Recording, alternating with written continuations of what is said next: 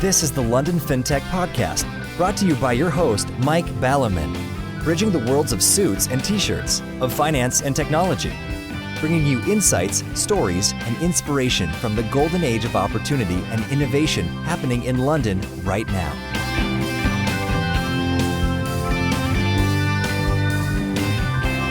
Hi, this is Mike Ballerman, and this is London Fintech Podcast, episode 44, and I'm delighted to be joined on the show today by Alex Langridge, director of the Up Group, to talk about the very hot topic of whether fintechs can grow up without, as it were, turning into their parents. Less metaphorically, taking alternative finance, will it remain alternative, or will it end up like a Moorish house, inward looking into its own courtyard? Will they become like banks with levels and levels of internal committees, office politics, policies, and a lack of focus? Will this happen across fintech as a whole? It seems to me there are two key factors here. Firstly, the firm has to decide what its culture is. Which parts of that were just startup land? For many clients or business-facing fintechs, for example, suits are already de rigueur and t-shirts were just startup. Which parts do they want to keep? Beanbags? Ping-pong tables? Secondly, who do you recruit? It's a good gossip topic over drinks for insiders in the UK fintech scene to discuss the obvious don't fits. The imported investment bankers oozing arrogance and entitlement stick out like a sore thumb. Quite in contrast to real fintechers who, having grown from nowhere, know that they have been lucky to survive a perilous path that most of their compatriots have fallen off, and there, but for the grace of God, went they. It's at this nexus that the role of a professional search firm, aka headhunters, is key. The Up Group was formed in 2007 with a vision to become the primary destination for digital talent. They must be doing well given the number of gigs they've worked on in the fintech scene with some of the leading players.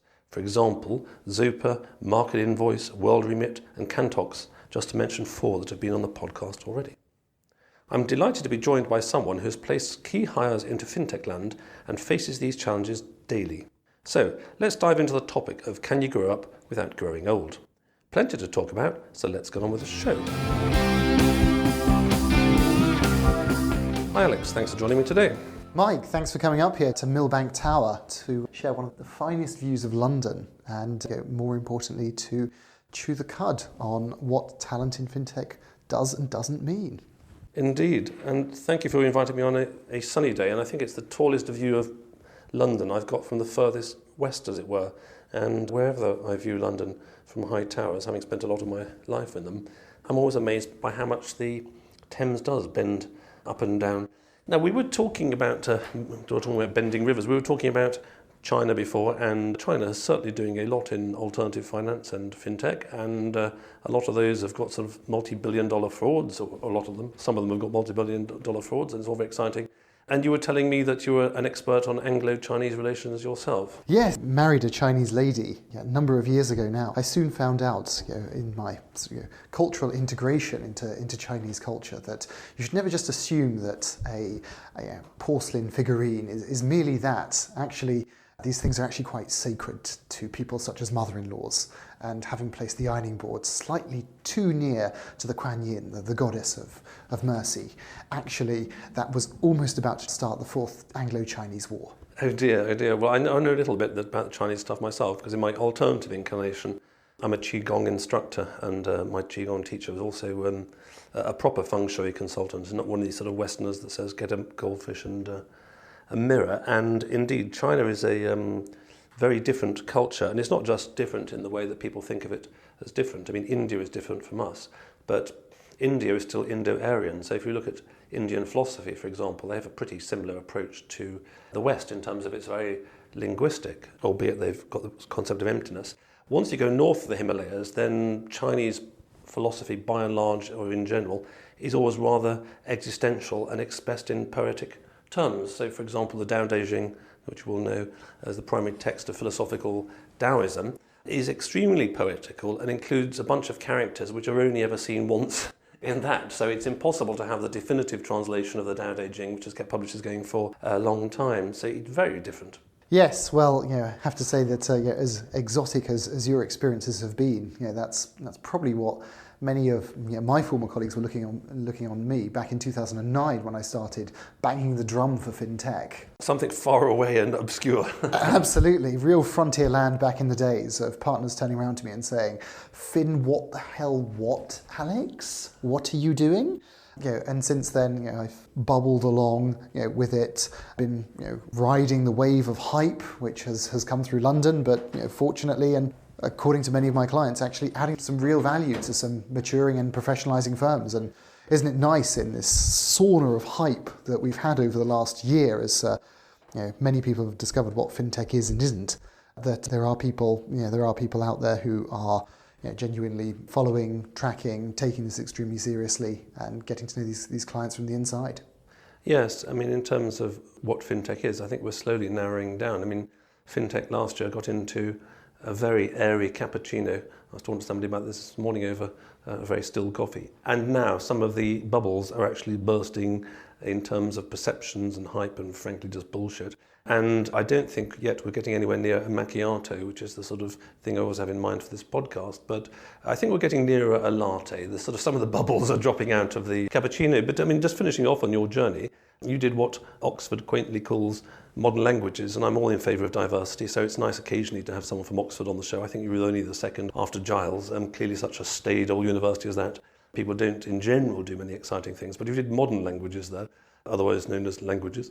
And then you sort of touched on tax and all sorts of things like that. So what was your journey? I mean, you obviously, in 2009, got with it, but how did you know about fintech, and how did it all come about? My personal time in tax lasted a mere 7 months, as my boredom threshold wasn't high enough to keep me there. And the move into headhunting coincided with one of the biggest capital markets booms in history, which was all very good fun for the couple of years. Which year was that then about? 2005. Yeah, that was great fun whilst it lasted. When 2007 and 8 hit, the geeky, introverted side of me, which had been reading everything in The Economist for many years, actually decided, well, hang on, there's this thing called the technology industry, and it's actually coming at financial services in a far, far greater way than anybody realizes. So why don't I go and reinvent myself? And so, having waved the flag for fintech, it's one of the largest search firms in the world, and having had some fun playing around with exchanges, clearing houses, large technology vendors, was actually flattered to be approached by the Up Group back in 2013, when I could see that their vast network of B2C and more consumer-driven and digital, dare I say it, technology talent in general, was going to play into the world of financial services as I then knew it. Yes, I think vocabulary is very important, and I entirely agree with this sort of digital world. I mean, it's much more useful, I feel, to see this all as the impact of digital on financial services. And clearly you're ahead of your time in terms of seeing that. I mean, it's been a bit of a mystery perhaps why it's taken 20 years to get there, although 20 years ago, roughly probably, I opened a bank account with Intelligent Finance, which at the time in the UK was the first online-only bank. And people said, oh, this is far too dangerous, far too risky, yada, and it's still there now. So moving on to the main course of the podcast today, Fintechs, in terms of firms who call themselves fintechs for the sake of argument, go from a whole range of shapes and sizes. In the autumn, I was talking to Alexander Gaillard of InvestGlass, and he's got roughly off the top of my head about a handful. Last week's episode was with Rusbe Batcher of City Falcon, and they've got a sort of a dozen plus. And then I guess one goes to the largest firms and funding circles, and that was sort of 200 plus, and that kind of number. So just in terms of topology, the type of firms that you can be working with range enormously. So maybe we can look at the journey from being, a very small fintech as you're scaling up, and then in terms of talking about how they scale up, how they can avoid this scaling up without turning into the thing that they opposed in the very first place and just becoming some boring kind of non-bank bank, as it were. So logically speaking, and in terms of what I know, people at the very small end recruit their mates or people they can find. Presumably that works as well as it works for a while, and then eventually starts working less and less well. And then people start to think of dreaded things like headhunters or professionalizing it, and they presumably start by doing that badly, and presumably you have to start by educating them. But you tell me about the journey from an actual, not the theory perspective or the second-hand perspective I'm talking about, but actually from somebody who helps people at the coalface. Thank you, Mike. That's you raised some absolutely great points there, and I think that's that move away from using friends and contacts is often a very emotional one. It's a tough one in many ways because you have to think of yourself as a very different type of organisation, and actually putting in those building blocks internally of how you're going to brand yourself and think about yourself, how you're going to persuade people of the market opportunity. In many cases you are a first-time entrepreneur, you are that CEO for the first time, you don't have that track record, we're building everything up from scratch. So the quality of your investors, the quality of the existing team, the market size, and the personal commitment is absolutely integral. The internal alignment, and this is something that firms will go through an enormous journey on, is defining what is your culture, what are the values, assumptions, behaviours and skills which people need to be successful in your business. So firstly, how do you define it? Are you really recognising that? And then thirdly, do you have people who are trained and smart interviewers who are, can actually dig down into exactly what somebody has done and what makes for a great CV? Yes, I mean, just sticking with the culture, because that's the bit that I'm certainly fascinated with at the moment. And in LFP044, my New Year's special, I was talking about indie/rebel versus the establishment in Star Wars and in the beer market, as well as in fintech. And let's just take some leading players in terms of, for example, peer-to-peers. They're the most prominent and well-known by people in general, sort of Zopa, Market Invoice, Funding Circle, and say RateSetter. Knowing those firms, I could probably sit down and have a little guess about their cultures and kind of what they're going for, but actually I probably couldn't do it that well, and I'm interested in terms of how you found that people define their cultures, or how you help them to define their culture. I mean, let's say for the sake of argument, in a year's time this ain't going to happen. The London Fintech podcast is a dozen strong, and I've needed to bring people on board and integrate them into the culture of London Fintech podcast. So, how do people actually do that? Because as you say, at the beginning it's implicit, yeah? Like Funding Circle, three mates got together. Well, of course they know each other. And they know their kind of dynamics and what films they like and what food they like and all these kind of stuff. And how do people start making what's implicit explicit? No, it's a process that we go through with them extensively about talking about what made them make various choices about becoming the firm that they were going to become, who the people who were successful, whom they hired, why they hired them, educational backgrounds, attitude. And just talking to them about, how do you do your business? Is this all about finding people who are just passionate about testing and learning and quickly getting to the answer? Or do you have a very strong culture of expertise in someone like World Remit? You have one of the world's leading remittances experts in the form of Ismail Ahmed at the top of the organisation, who's very bothered about regulation compliance, and he's made that a great USP. So it's clear that when you have people at the top who have come from a tech or a fin background, there are actually some things that you can divine and deduce from their professional backgrounds as well. Yes, and once you're getting to a certain scale, there's a challenge, which of course all large organisations see, in that once you've got a certain number of people, it's not a group of people, if you know what I mean. So, past certain number N, where N is unknown, you stop being a firm and you start being a collection of divisions, departments or whatever. And, those are the sort of audit and tax people over there, and those are the credit people over there, and those are the salesmen over there. And actually, there may be, and hopefully is, a group culture theme throughout. But actually, there's quite a difference between tech people who spend their entire day looking into a computer and sales people who go out and have lots of drinks, or that kind of stuff. So also you've got the subcultures within the dominant culture as well. No, I think that's very fair. And when firms, dare I say it, start to grow up in inverted commas, invariably the desire by founders and investors to keep on growing, keep on pushing, means that everybody's incredibly focused on building up practices and processes that make these businesses scalable. So, the importance of a very strong chief people officer. And, for those of you who have come from more traditional institutions, this is very much a chief people officer. This is not a HR officer. I like the CPO thing. I've never heard of that before. And I like the CPO thing, because as I said before on the podcast, when I started in the city quite some time ago, the word was personnel, and that came from the army. And by and large, in the army, you want to look after your troops because they're the ones who are going to save you from getting killed. Over time, it quotes professionalised into human resources, but the name is such an awful, awful name. You've just turned people into resources rather than, personnel. So I'm glad that actually people is coming back as a phrase.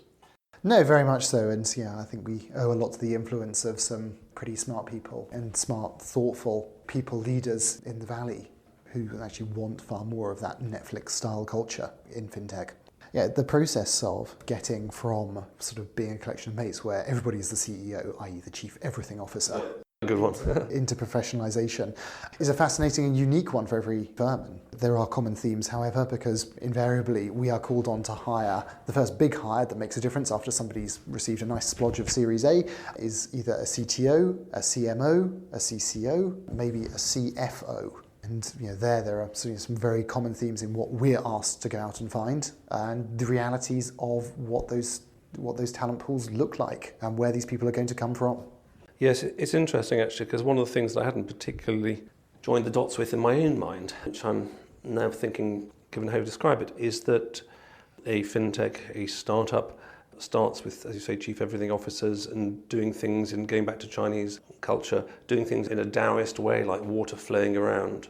And then the problem can arise that when they think they are getting more structured, which they do need to be, the problem can then be you end up being too Confucian. It's too rigid, your number 2 son and number 3 daughter, and it's all kind of defined.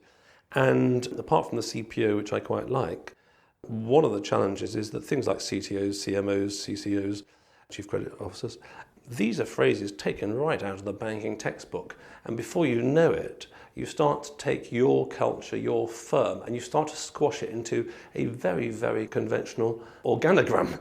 And of course, before you know it, it's a bit like putting your foot into a sort of certain type of shoe. Your foot ends up adapting to the shoe rather than vice versa. So I think the organogramitis and this sort of Taoism versus Confucianism is an interesting thing. And I've actually never really heard of people doing much about it in the fintech scene. I mean, obviously in the tech scene in general, they've got all sorts of silly titles, chief crazy guy and chief disruptor of disruption and yada yada. But actually a lot of the fintechs say are adopting this kind of language, aren't they? Well, actually, I quite like the title Head of Fun, which they have at Just Eat. But this is my point. Techs do that quite well. They go, bollocks, we're not having these stupid, boring old fart titles. We're going to come up with something new and sexy. But I haven't, off the top of my head, actually ever taken a fintech business card from a solid fintech that's got a stupid title on. Sorry, stupid is the wrong word, but you know what I mean, a non-conventional title. Yeah, I think that is very fair. And I think that to your point about culture, I would add the point about mission and being true to what your mission is and who you're going to become when you grow up. And so if we do sort of critically but fairly analyse some of the so-called challenger banks, I mean, they have turned into mini versions of their parents very, very quickly, and the shorts have gone off and the trousers and proper shirts have come on. Looking at the fintechs, ultimately I don't think we can expect there to be the same culture as other parts of the tech world. Ultimately, the founders with very noble ambitions to reform finance, to make the world transparent and safe, and prevent our children having to bail out the banks, as happened 8 years ago. There is a huge amount of value in those people thinking in terms of safety, security, risk management, and that does bring in a different culture. You just cannot bring in a CTO from an advertising technology business or somebody from Facebook where it's all about moving fast and breaking things. Well, absolutely. Mike, please don't break my banking app. No, absolutely. Well, this is something I've been banging on for a long time, as you know, if you've been unfortunate to listen to the podcast yourself, that fintech isn't tech, because people don't like their money disappearing due to some sort of software failure, which is like HSBC and RBS find when their computer systems crash all the time. Well, I think that, just to try and wrap up this thing on the culture point, of course, you've got a dynamic tension or a dialectic, if you like, between, in Asian terms, form and emptiness, between rigidity and flow. On the one hand, when you're growing up as a firm, by definition, you're becoming more structured. On the other hand, if you just become too structured, you're ossified, and you've lost that flow, that flexibility, the informality that you had when you're younger, and each particular fintech is going to, as it were, grow at a different ratio. Maybe 70% structured, 30% flow, or 70% flow, 30% structured. And I'm very, very conscious of something I've been banging on about for over a year on the risk side, and just picking up the CCO. Absolutely, you need a credit officer in almost all of these fintechs. But as I was talking to one of the leading players in fintech land this morning about, this misses out A CRO, a Chief Risk Officer, in my terms, which is very old-fashioned terms, before the world got divided into tiny mosaics defined by regulation and everyone was looking at just a tiny tile. So in my day, in the 90s, when I was coping with Climate Benson going from 2,500 to 5, from 5,000 to 50,000 and addressing these challenges, in a large organisation, the CRO's mission there was to ensure that the chairman and CEO of the bank, when they woke up at 4 o'clock in the morning, weren't worried about something.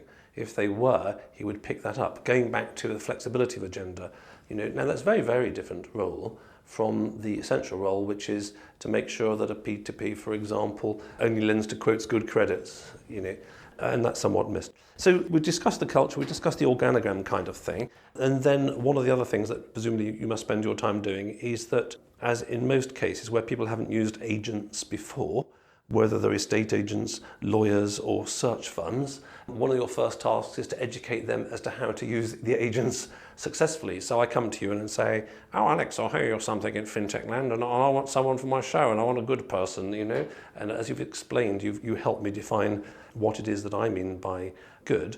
But what's involved in kind of training people who haven't used professional search firms before to use them effectively for them and also for you, of course? I think a lot of it starts with honesty about your expectations, about what should be delivered. You should expect a search firm who will, on a critical hire, push back on you and actually say, can you define this role better? Actually, the number of times that we received five-legged purple unicorn type of role specs is quite amusing.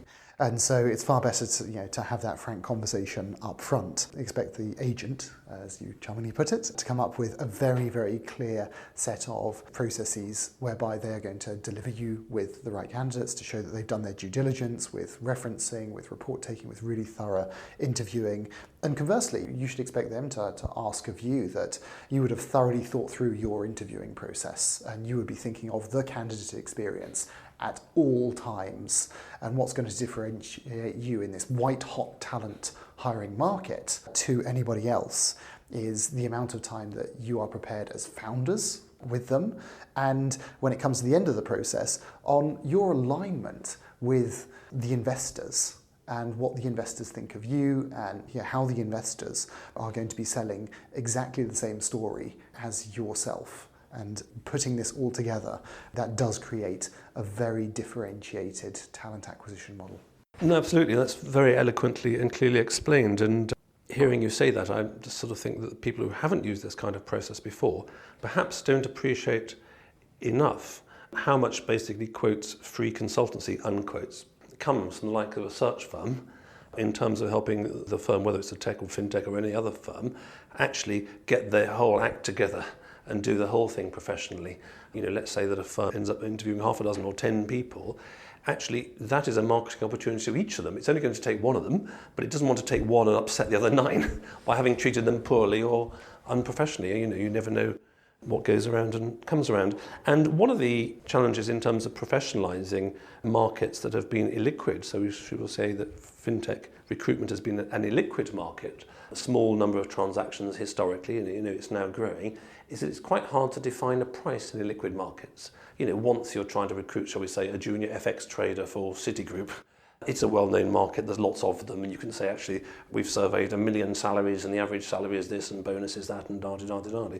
So how is the whole remuneration thing approached? I think I did read a very good survey on your website. And is it getting easier over time to actually come up with objective benchmarks? We should say, okay, look, Mike, you've got a job here and they're offering this and this is the market rather than this is a random sum of money. Let's talk about random sums of money instead, Great question. The answer is yes and no.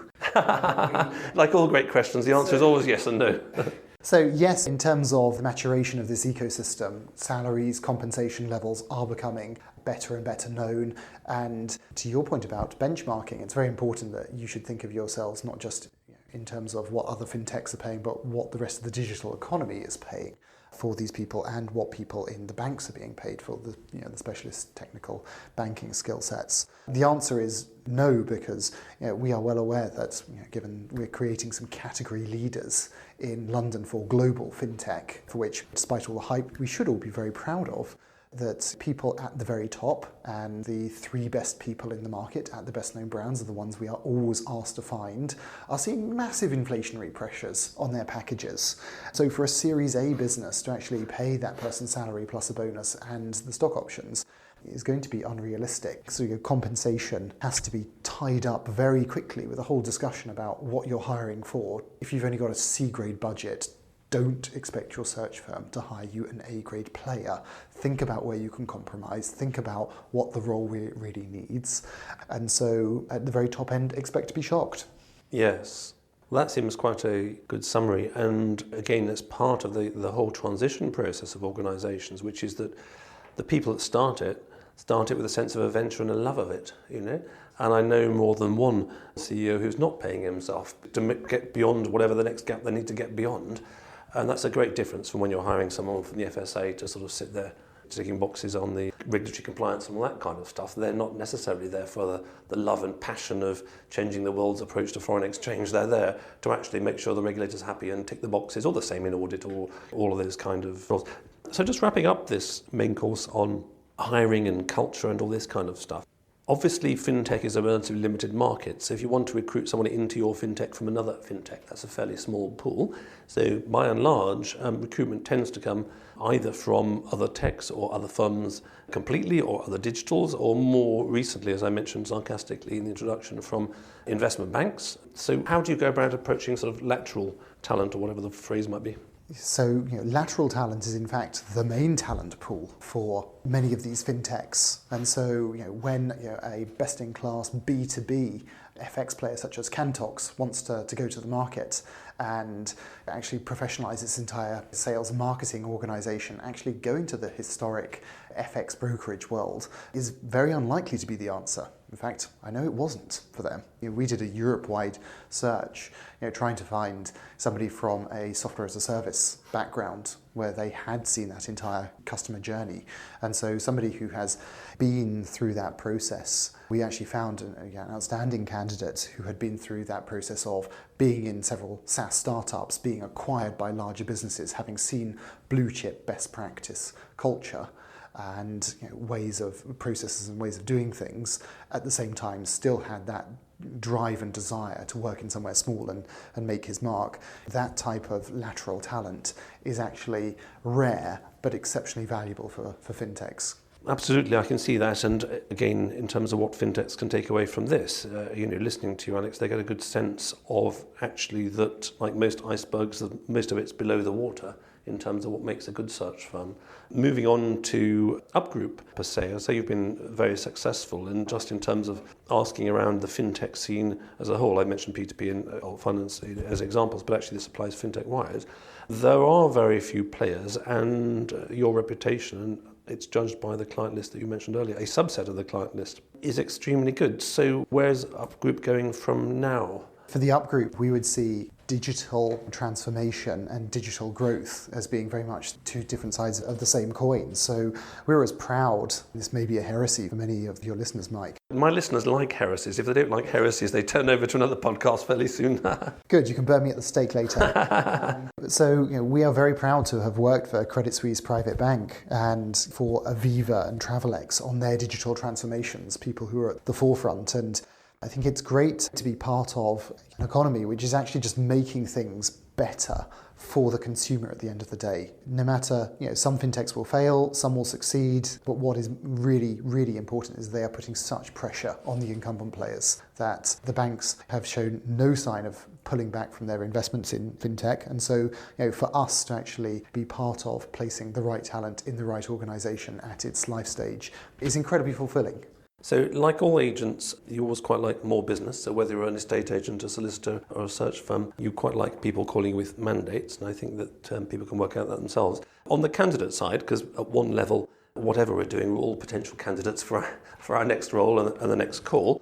What kind of people are you after? And equally, what kind of people are you not after? Because what I don't want to happen as a result of this is that you receive 2,000 emails saying, oh, I'm a garden designer in Kazakhstan and can you put me on my list and can you have a coffee? I mean, myself, I gave up last year having coffees because I don't mind if people paid me sort of $500 for a coffee, I could actually live on it. Otherwise, I was spending my entire week drinking coffee. I wasn't sleeping whatsoever. I had about one spare minute to try and do some consultancy stuff. So I don't want your inbox to fill with 2,000 emails, Alex, but what kind of people are you interested in hearing about? Thank you. Look, we have particular expertise in helping growing firms, so anybody who's thinking of about to raise a very good seed and Series A round going right up to established financial services organisations, we would see ourselves as the first port of call once you've exhausted your personal network. Secondarily, I'm always very happy to have a conversation with senior established individuals from across the digital world and indeed the financial services world where there is genuine interest and affinity with the values of many fintechs. Good.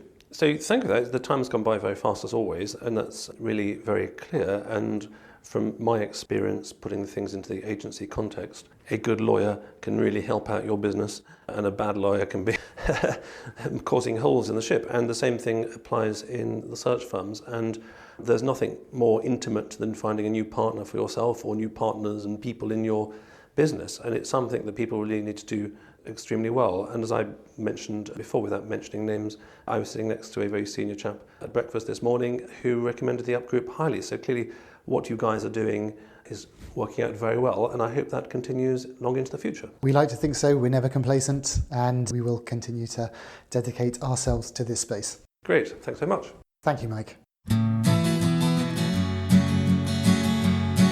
Thanks for listening. If you enjoyed the show, please subscribe on iTunes or your podcast app, or sign up at londonfintechpodcast.com for email alerts on new episodes. Live long and prosper.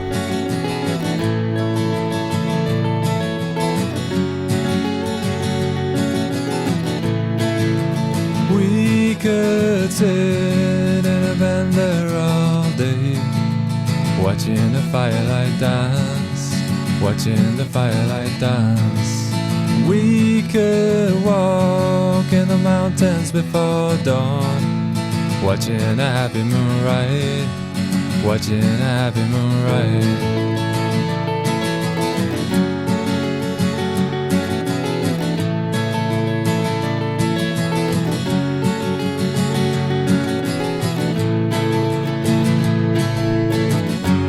Come away from the city, with the tarmac so dead and the people so sad.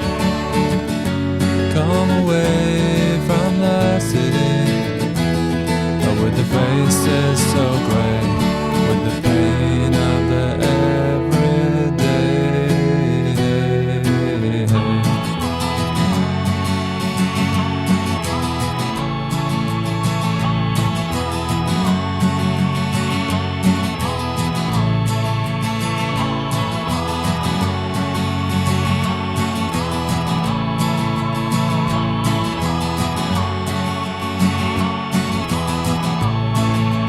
We are wild like the mountains and the trees. Can you see what I mean? Can you see what I mean? We fit in between the earth and the sky. Kiss the city goodbye, wave the city goodbye, wave the city goodbye. The city goodbye. Watch the firelight dance with me. Watch the firelight dance with me. Watch the firelight dance with me. Watch the firelight dance with me. Watch the firelight dance with me. Watch the firelight dance with me. Watch the firelight dance with me. Watch the firelight.